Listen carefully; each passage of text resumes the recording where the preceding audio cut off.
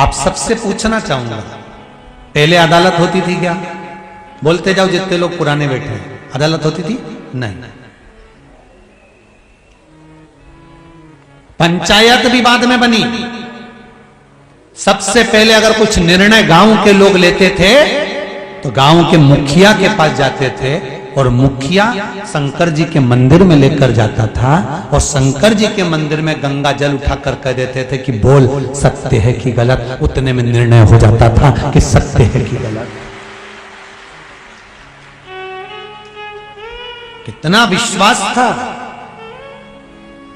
कितना भरोसा था, क्योंकि दुनिया के लोगों को मालूम था कि शंकर के मंदिर में जाकर अगर सत्य नहीं बोला, झूठ बोल दिया तो इसकी जिंदगी नरक जैसी हो जाएगी। शिव को सत्य प्रिय है।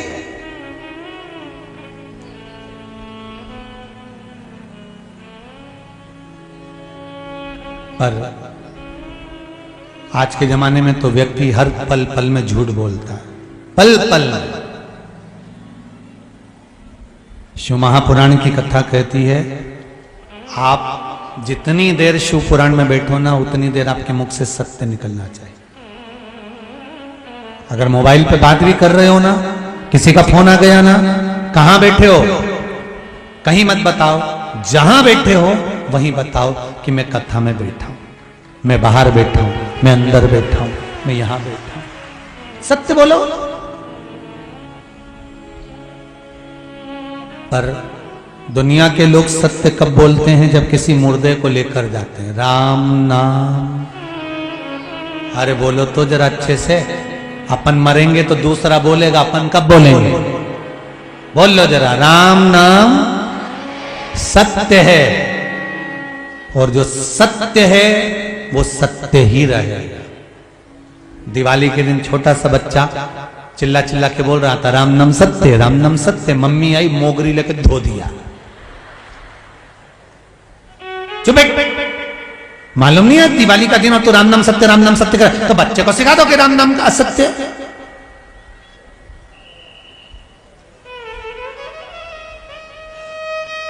सत्य को झुटलाया नहीं जा सकता।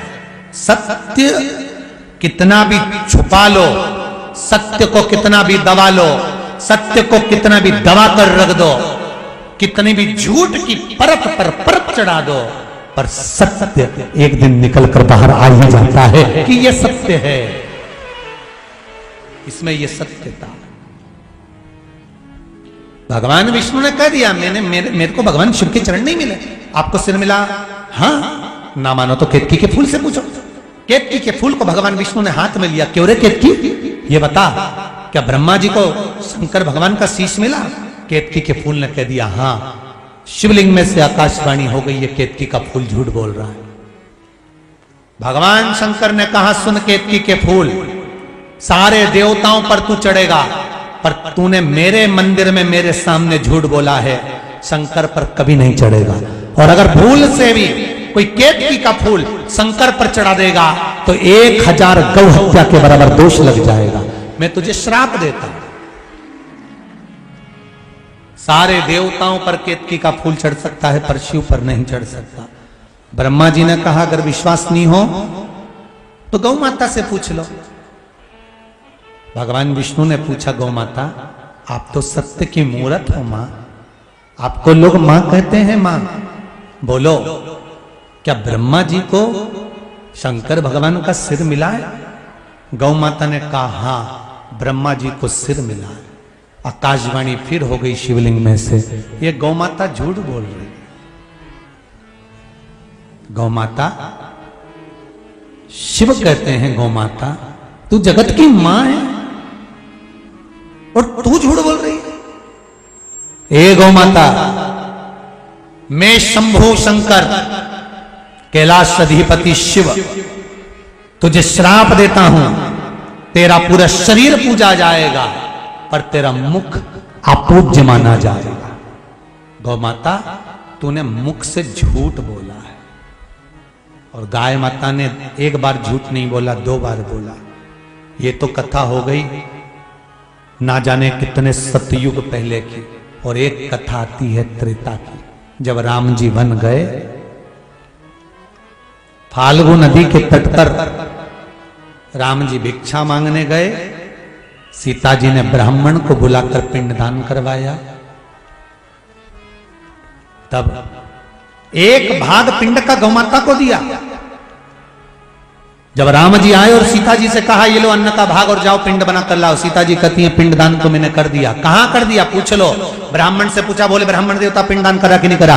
सीता जी के सामने ब्राह्मण ने झूठ बोल दिया। ब्राह्मण देवता कहते हैं प्रभु माता जानकी ने कोई पिंडदान नहीं करा। सीता जी की आंख से आंसू झलक गए। कहा ए ब्राह्मण देव आपने पिंडदान करवाया है, आप झूठ बोलते हो। मैं आपको श्राप देती हूं ब्राह्मण देवता, तुम कितना भी जोड़ लेना तुम्हारे यहाँ हमेशा कमी पड़ेगी। और ब्राह्मण कितना भी जोड़े उसके यहाँ हमेशा कमी पड़ती है। ये सीता जी का श्राप था। दूसरा, गौ माता आप तो सत्य बोलो।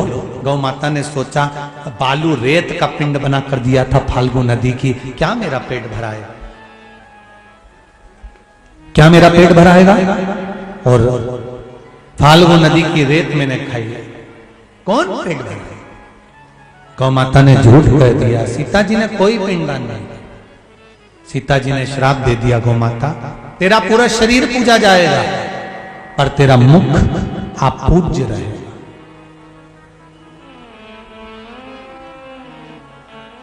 हिंदू धर्म में सारे मंदिरों की परिक्रमा आगे से होती है, पर हिंदू धर्म में सारे देवताओं की परिक्रमा आगे से होती है। पर हिंदू धर्म में एक परिक्रमा है गौ माता की जो कभी आगे से नहीं होती, गाय की पूंछ से चालू होकर पूंछ पे ही विराम होती है, क्योंकि इसने झूठ बोला था।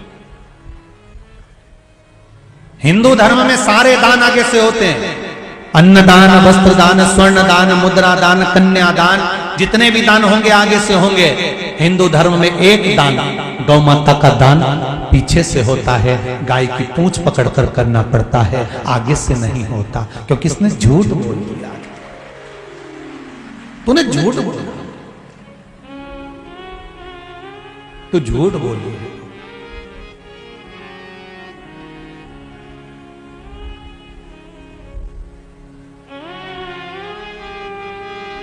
शिव ब्रह्मा जी कहते हैं शिव जी की आकाशवाणी झूठी है। स्वयं ब्रह्मा कह रहे हैं कि आकाशवाणी झूठी है।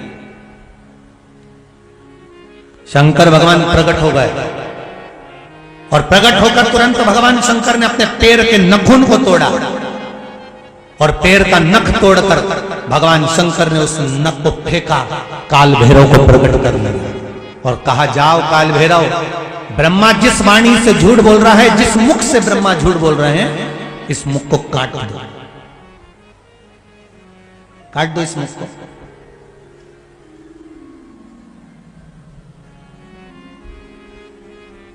शीश कटा ब्रह्मा का, क्योंकि झूठ बोल रहे थे।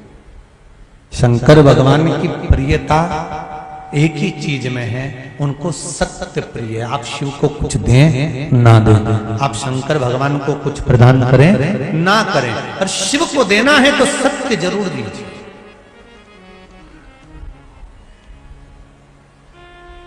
शिव को सत्य दो। सत्यम शिवम सुंदर, शिव को सत्य दीजिए। सत्य जब मिलेगा तो शिव मिलेंगे और शिव मिलेंगे तो जीवन सुंदर हो जाए अपने आप। आपके जीवन की सुंदरता अपने आप प्रकट हो जाएगी अपने आप। तो देखो एक पत्र में किसी ने लिखा है, पत्र इतने सुंदर सुंदर हैं और सबने अपने अपने मन के भाव लिखे हैं।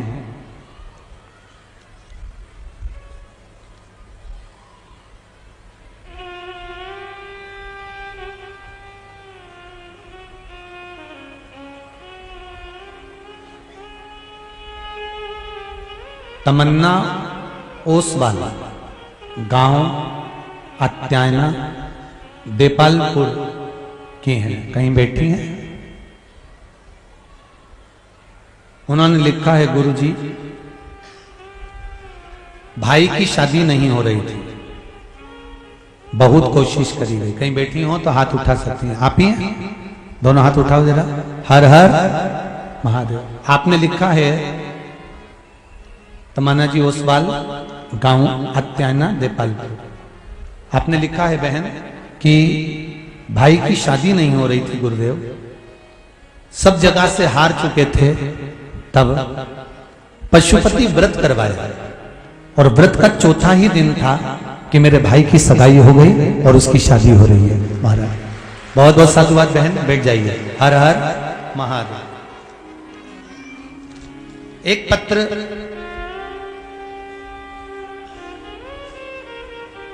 इस लिफाफे में रख के भेजा था किसी बहन ने।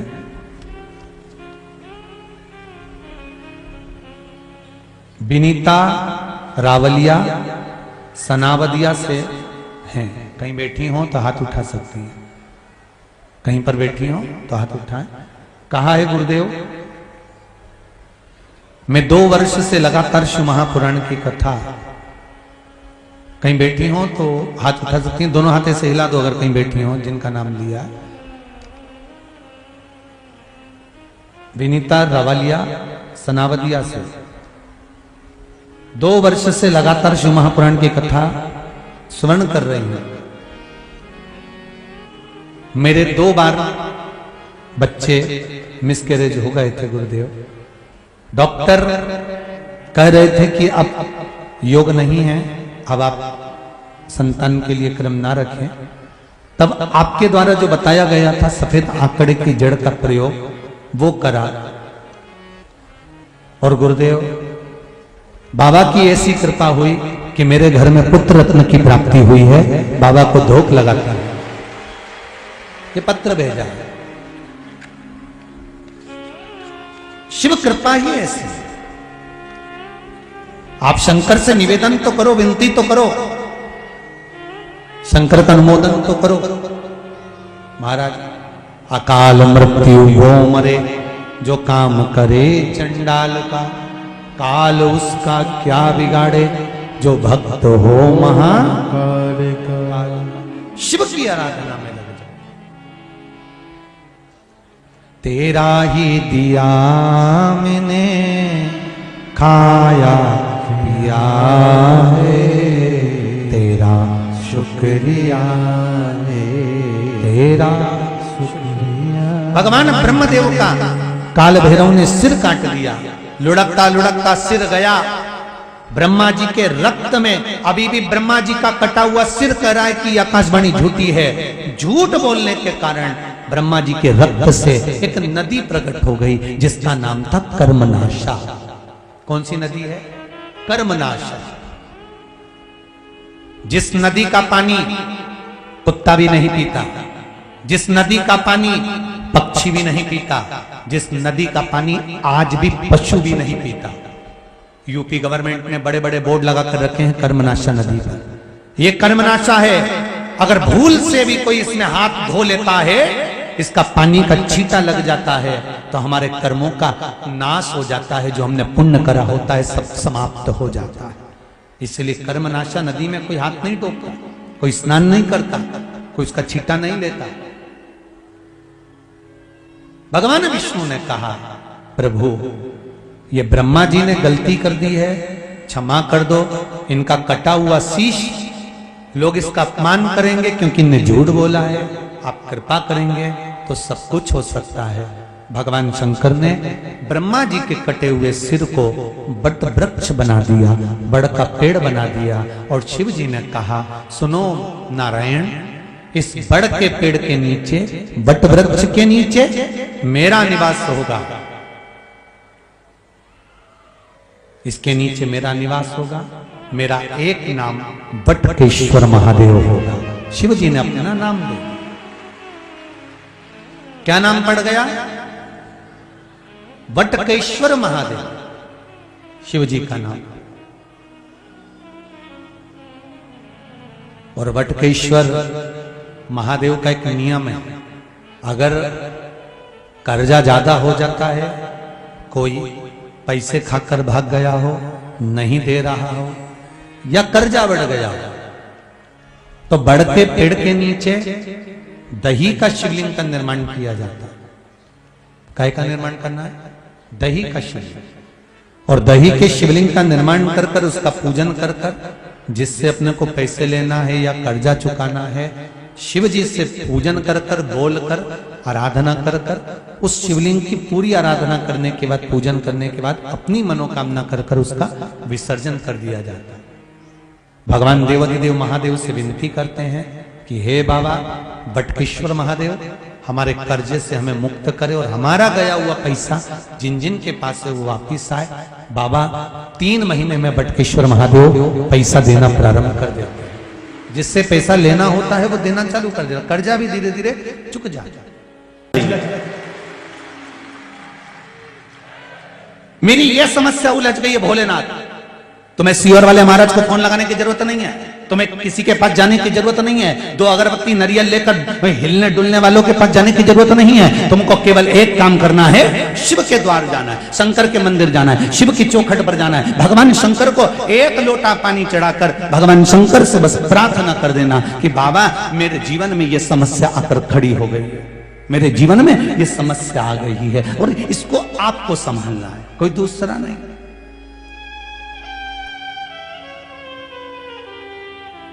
पांडवों ने गलती कर दी और देखो भगवान कृष्ण 4 बार पूछ रहे हैं, बोलो पांडव, एक युधिष्ठिर बोल क्या हो गया? कुछ नहीं स्वामी, कुछ नहीं, कुछ नहीं। मां अपने बेटे का मुख देखकर पहचान जाती है, बाप अपने पुत्र का चेहरा देखकर पहचान जाता है कि आज कहीं घाटा खाकर आ गया है। और बाप कहता है छोरा घबराना नहीं हो, मुझे बता क्या बात है? कुछ नहीं पापा, बढ़िया। तो फिर तेरे दोस्त का फोन काय को आ रही है बार बार? नहीं वो तो ऐसे ही बोल रहा है कि आजा चौराहे पे अपन घूम के आते हैं जरा, बाजार तक, 24 अवतार मंदिर तक जरा यूं ही राउंड लगा के आए अपन, ले आ तो जरा। छोरा मेरे को बता तो सही बेटा। माँ पूछे बाबू, ए नाना मेरे को बोल तो सही बेटा, क्या हुआ क्या है बोल तो। कहीं नहीं माँ, अब भी आऊं, अब भी गया, अब भी आया। और जब पहुंचा वो कहीं बाजार में और दोस्तों ने उसको घेर लिया, पैसा मांगा, ला दे, जो तूने पैसा लिया था वो दे। अगर यही बात तू अपने पिता से और माँ से एक बार कहता तो सही। माँ कह देती छोरा ये चेन उतार के ले जा और जा पैसा देकर आ, तू चिंता मत कर मैं बैठी हूं। बाप कहता छोरा घबराने की जरूरत नहीं है, आज प्रॉपर्टी तेरी है, कल भी प्रॉपर्टी तेरी है, मरूंगा उसके बाद भी प्रॉपर्टी तेरी होगी। क्या चाटू इस जमीन को? ले चल मेरे साथ, अब भी फसल बेचूं, अभी सामान बेचूं और अभी पैसा देती हूं। काहे को चिंता करता है छोरा?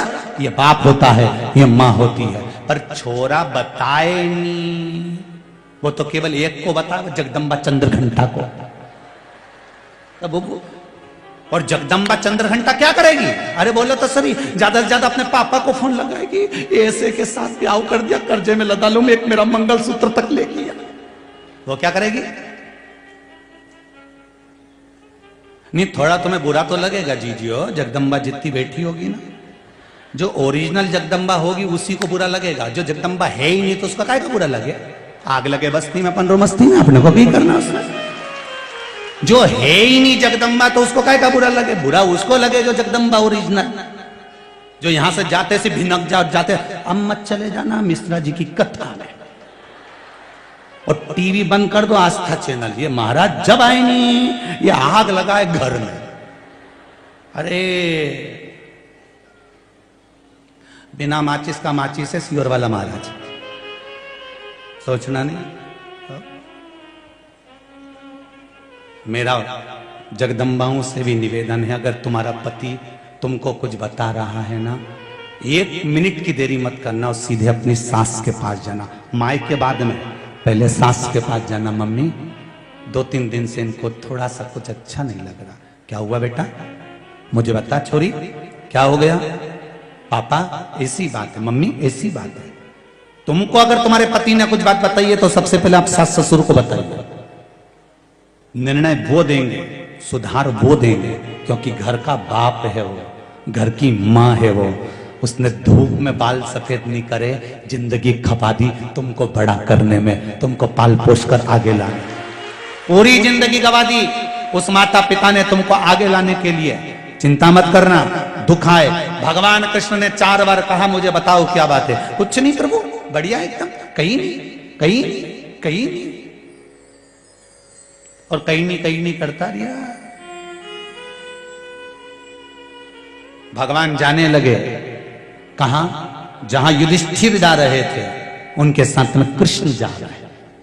युधिष्ठिर ने अर्जुन से कहा कृष्ण साथ जा रहे हैं, इनके सामने चौसर कैसे खेलेंगे, जुआ कैसे खेलेंगे? एक काम करो अर्जुन, तुम भगवान कृष्ण से कह दो कि तुम बाहर ही रुक जाओ। अर्जुन गए दौड़ते दौड़ते, द्वारकाधीश की जय हो। सखा मित्र अर्जुन, क्या बात है? अर्जुन ने कहा प्रभु कहां जा रहे हो? भगवान बोले दुर्योधन की सभा में, धृतराष्ट्र की हस्तिनापुर की पावन सभा में जा रहा हूं।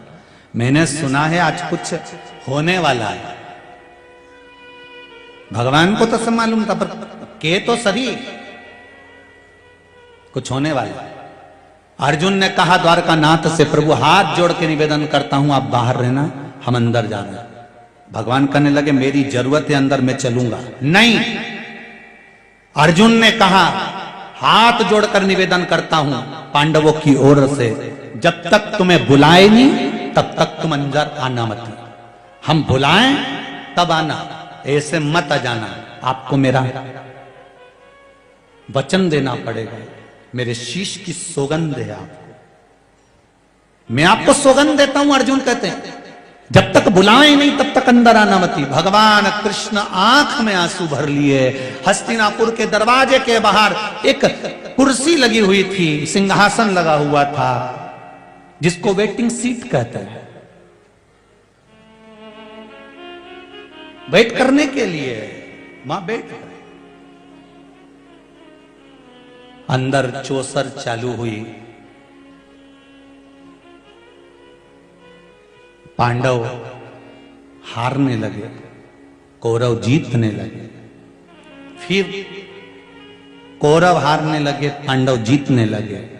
पांडव जब जीतने लगे इतनी देर में दुर्योधन ने कह दिया अब मेरा मामा खेलेगा, शकुनी मामा खेलेगा। भगवान कुर्सी पे से खड़े हो गए कि अकल आएगी पांडवों को। जब ये दुर्योधन कह रहा है कि मेरा मामा खेलेगा, तो पांडव चिल्लाकर कहेंगे हमारा द्वारकानाथ खेलेगा। भगवान खड़े हो गए कि अब मेरे पांडव कहेंगे कि अब द्वारकाधीश चौसर खेलने के लिए आएगा, अब मुझे ये बुलाएंगे। पर ये खेल खेल के हार गए, सब कुछ हार गए, द्रौपदी को भी हार गए। तब तक इन्होंने कृष्ण को नहीं बुलाया। कृष्ण आंख से आंसू बहाते रहे, छटपटाते रहे, आवाज तो दे दो मुझको, मैं आ जाऊंगा, तुम बुलाओ तो मुझको, मैं आ जाऊंगा। नहीं आए। तब आखिरी में द्रौपदी का जब चीर खिंचाने लगा और द्रौपदी रोती हुई गुरु द्रोणाचार्य के सामने पहुंची, गुरुदेव आप तो साथ दे दो। भीष्म पिता ने मना कर दिया कि जैसा खाया अन्न वैसा हो गया, मन मैं नहीं बोल सकता, सबने मना कर दिया। धृतराष्ट्र गांधारी ने भी मना कर दिया, गुरुदेव आपने गुरु मंत्र दिया है, आपकी शिष्या को मैंने गुरु मंत्र लिया है, कम से कम कोई साथ नहीं देता, गुरुदेव आप तो साथ दे दो। तो गुरु द्रोणाचार्य ने कहा सुन बेटा, मैं तेरा गुरु हूं, मैं भी तेरा साथ नहीं दूंगा। बहुत अच्छे से सुन लेना रही देपालपुर वाली जी हो, सियोर वाला महाराज तुम्हारा साथ नहीं देगा, आज भी लिख के रख लो। जो गुरु द्रोणाचार्य ने कहा था, और कहीं का महाराज तुमसे कहे कि हम बैठे हैं तुम तो जाओ, हम बैठे हैं तुम तो करो ये काम, तो समझ लेना कि दो चार रटेची का काम, समझ लेना कि कहीं ना कहीं गरुण घंटी बजने वाली है। क्योंकि भागवत जी कह रही है कि गुरु द्रोणाचार्य करें, सुन द्रौपदी मैंने तुझे गुरु मंत्र दिया, मैं साथ नहीं दूंगा, पर सुन इस सभा में जितने बैठे हैं कोई तेरा साथ नहीं देगा, पर द्रौपदी जो मैंने तुझे मंत्र दिया था उस मंत्र को जपना चालू कर, वो तेरा साथ देगा। आपको भी एक मंत्र दिया है, सियोर वाला महाराज तुम्हारा साथ नहीं देगा, रिश्तेदार नातेदार कुटुंब और कबीले वाले साथ नहीं देंगे। आपको भी एक मंत्र मिला है, जब दुख आए तब उसको जपना प्रारंभ कर दो, श्री शिवाय नमस्तुभ्यम, उस मंत्र का जाप करना प्रारंभ कर दो। देखो जपो।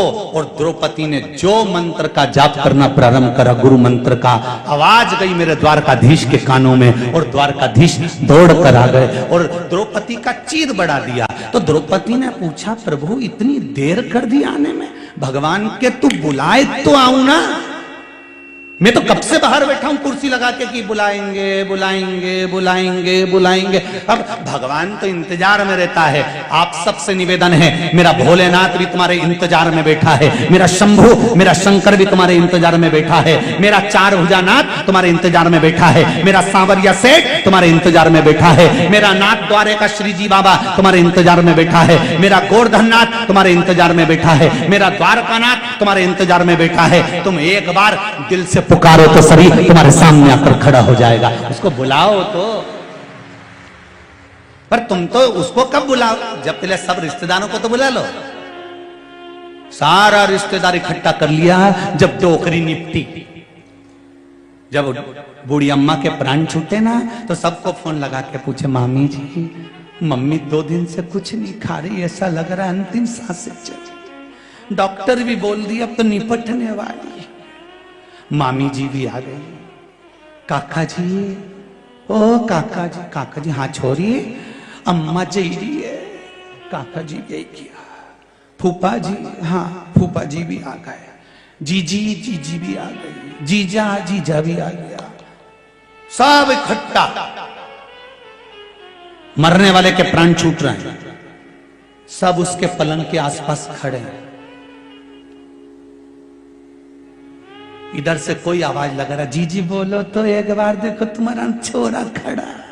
जीजी उस छोरा को देखे और आंख में से आंसू बहाए, बोल तो सके नहीं, अंतिम समय में आंख में से आंसू गिर रहा। तो इतने में मौसी बोली, देखो छोरा को पहचान गई। अरे क्या पहचान गई? आंख में आंसू इसलिए आ रहा है कि इनके लिए जोड़ जोड़ के मर गई, कभी मुख से राम नाम और कृष्ण नाम नहीं लिया, इसलिए आज ऐसे जाना पड़ रहा।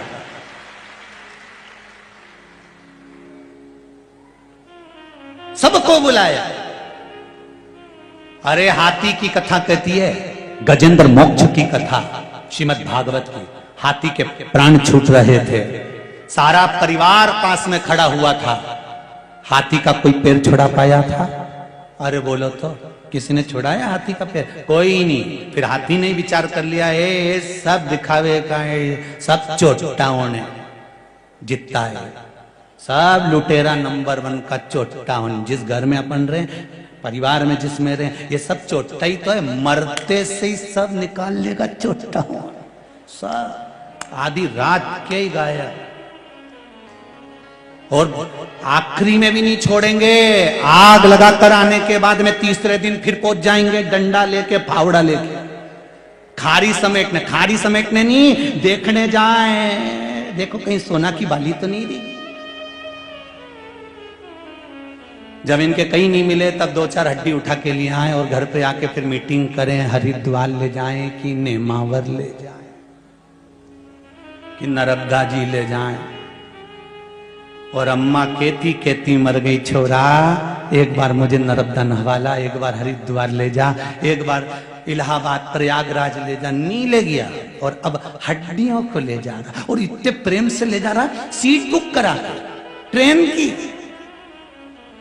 चाय पिए तो पहले अम्मा को पिलाए, वो 4 हड्डियों को।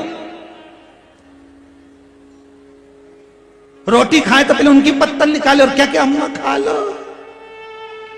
अम्मा भी मन में सोच रही, जिंदा थी तब नहीं ले गया, और अब लोटा में भर के ले जा रहा है। अम्मा ने भी सोच लिया, तू भले मुझे गंगा छोड़िया चाहे गया जी छोड़िया, कहीं नहीं जाऊंगी, यहीं देपालपुर में तेरी छाती पे मुंह डालूंगी, जा जा जा नहीं जाऊंगा, जा। अब सारा महाराजों से पूछती फिर रही, बताओ क्या हो गया? पितृदोष लग गया। तो हम तो अम्मा जी के तो गंगा जी छोड़िया है, नी गई डोकरी, नी गई, आ गई वापस लाए।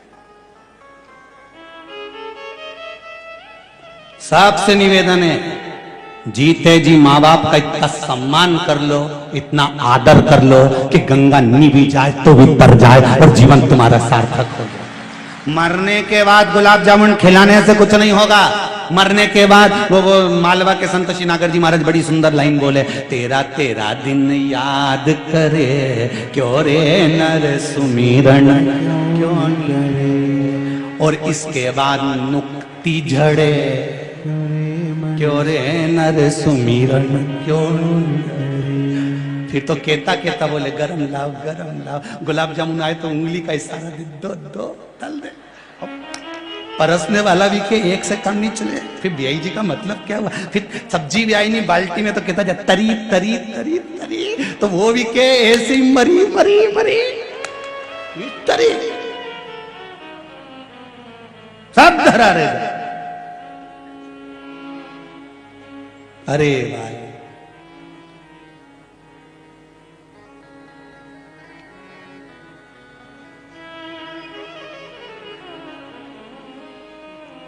सब पड़ा है, किस काम का।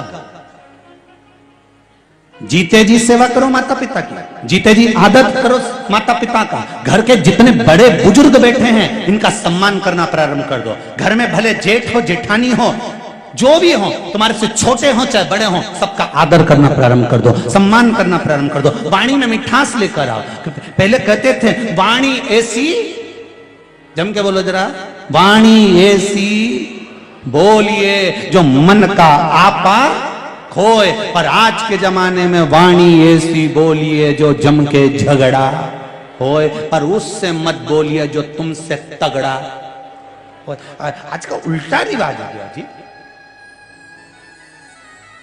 तुम प्रेम की वाणी बोलो तो करो शिव का भजन। द्रौपदी ने आखिरी में, द्रौपदी कहती है तुम्हें आने में इतनी देर कर दी, भगवान के तुम्हें बुलाने में देरी कर दी, तुम इतनी चतुरता रखना। शिव महापुराण से एक बात सीख लेना, जैसे ही बीमारी लगे और डॉक्टर बोले कि ये ऑपरेशन है, ये देखो पत्र में एक और चीज लिखी बड़ी सुंदर है।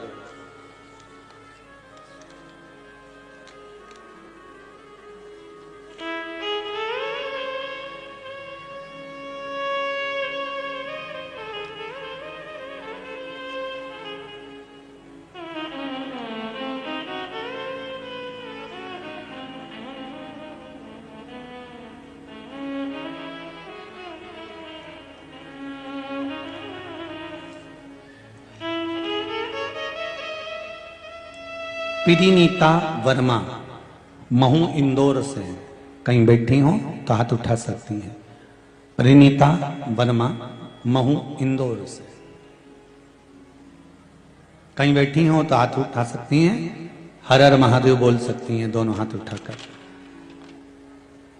पत्र लिखा है आपने, श्री शिवाय नमस्तुभ्यम।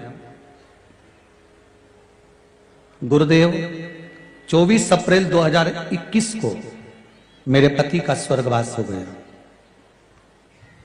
कोरोना बीमारी के कारण वो शांत हो गए। मेरा एक बेटा, 3 बेटियां। इस घटना के बाद मेरा भगवान से विश्वास उठ गया था, ये पत्र में लिखा है। उसके बाद नवंबर माह से हमने शिव महापुराण की कथा श्रवण करना प्रारंभ करी। गुरुदेव,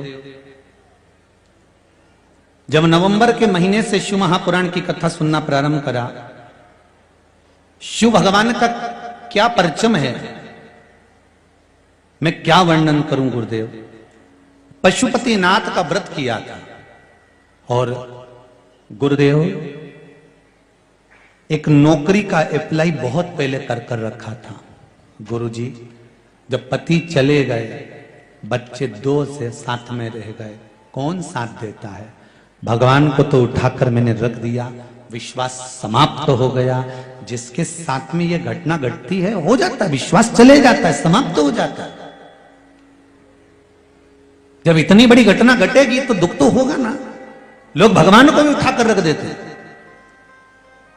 पर गुरुजी, नवंबर महीने से जब मैंने शिव महापुराण की कथा सुनी और पशुपति व्रत का स्मरण करा, फुलरिया दूज का गुरुदेव धतूरा,